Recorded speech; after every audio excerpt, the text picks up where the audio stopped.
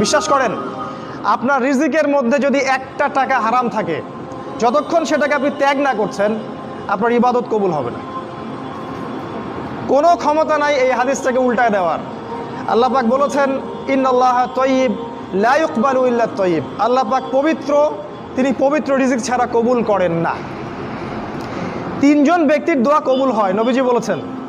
দোয়া ফেরত দেয়াই হয় না, দোয়া করলেই কবুল। একজন হচ্ছে বাবা যখন সন্তানের জন্য দোয়া করে।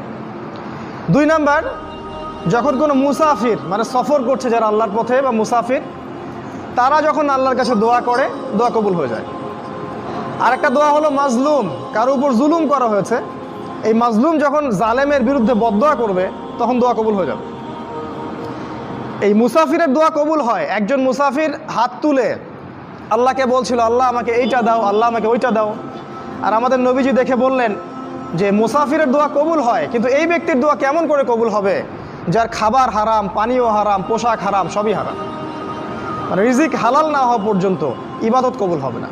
তাই যাবতীয় সুদ, যাবতীয় ঘুষ, এই যে হারাম রিজিক, হারাম পণ্যের ব্যবসা, এগুলো থেকে তওবা না করা পর্যন্ত ইবাদত তো কবুল হবেই না, আপনি ইবাদতের স্বাদ পাবেন না। এই যে নামাজ পড়েন, রোজা রাখেন, অনেক কিছু করেন, হজ করেন, স্বাদ পান না, আত্মতৃপ্তি পান না। এর কারণ হারাম রিজিক। আর নবীজি বলেছেন, শেষ জামানার অন্যতম নিদর্শন হচ্ছে